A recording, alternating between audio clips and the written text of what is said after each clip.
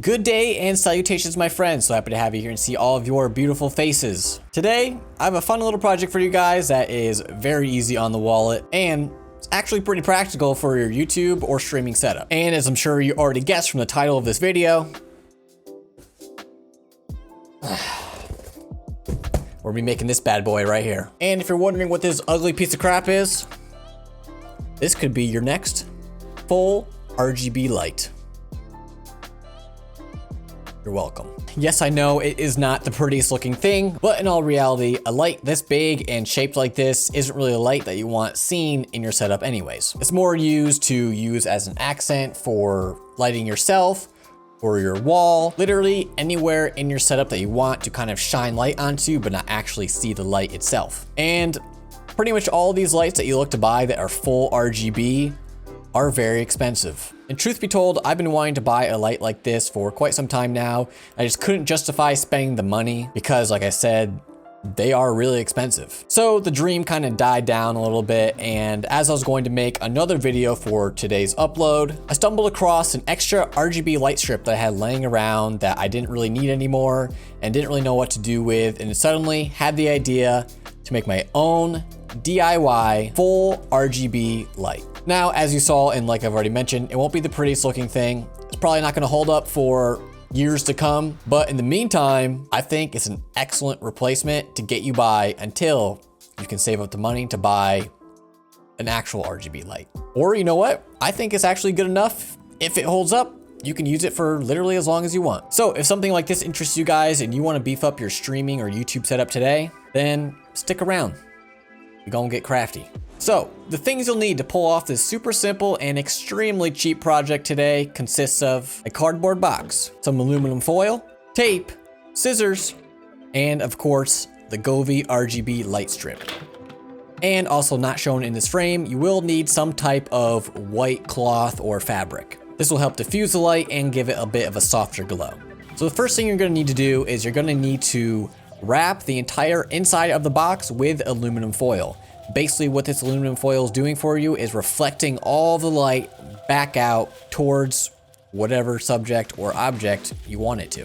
And here's where your scissors are going to come into play. You'll make a little bit of an incision where you need to cut it to size, and do it again for the rest of the box until it is completely covered in aluminum foil. And alternatively, if you didn't want to use tape, you could also use glue. However, that had the potential to be a sticky mess that I didn't want to deal with, so I'm using tape. It all works the same. Once you have all the aluminum foil in place, now it's time to stick on your RGB light strip.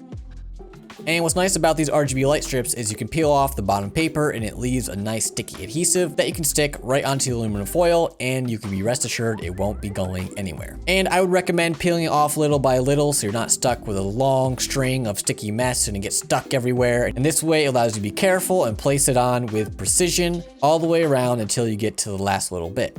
Now, pro tip, make sure you're starting at the very edge of the box and you're working your way inward because we want the last bit of the light to be coming out at the bottom of the box. And I do want to mention that I made a little bit of a loopsie here during this part. I stuck the entire light strip on and I forgot to make an incision in the bottom back of the box before I began to stick my light strip through. So you'll see once I get to the very end of sticking on, I had to make a bigger incision in the box to get the entire base of the light strip through. Not a big deal. Did some patchwork, ended up being fine. But just something to note, you could do this beforehand and avoid making a bigger hole.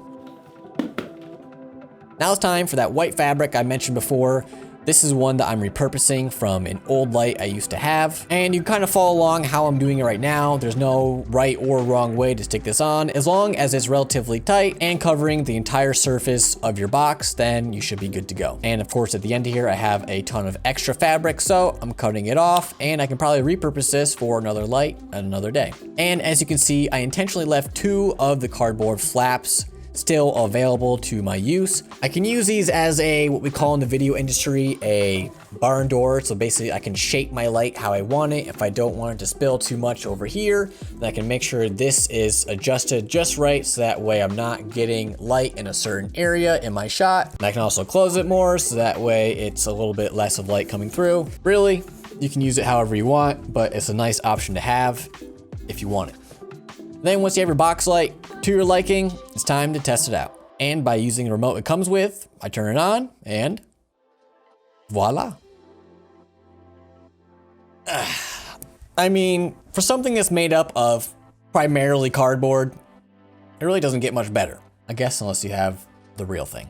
And before we go any further, I guess we should actually utilize our brand new RGB light and see how well it works. And what's cool about it is I can control this entire piece of cardboard using my phone, just like this. Boom.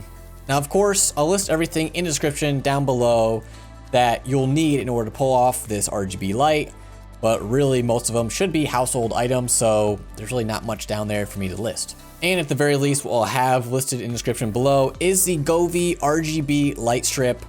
Say you have everything else that you need and this is the only item that you need to buy for this project, then you're looking at a $20 light. And comparatively, not too bad. And like I just showed you, what's cool about Govee is that not only are they a cheap alternative to other brands, like for one, your Philips Hue lights, which everyone wants, but are pretty expensive. Govee has really great, just as good quality options, but for a lot less money, like these light strips that I'm talking about.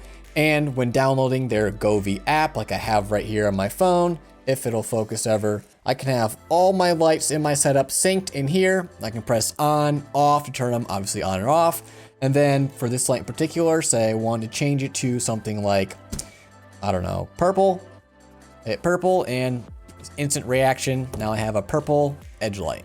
And I know we didn't really talk about how to actually mount your light or where to mount it or what to mount it on. I'll leave that part up to you. I have some extra light stands lying around because as an already videographer outside of doing this stuff, I already have a bunch of video equipment that I can kind of repurpose if needed. However, when it comes to this light right here, I literally have it sitting on my desk right out of frame. So you could do something similar to, you don't need something to mount it on. You could just have it sitting on something. And if there's anything else that you guys would like me to try and create that you really don't want to spend a bunch of money on, like a key light that I have right here, I actually have a paid one that's a little bit more pricey that I'm using to light myself right now.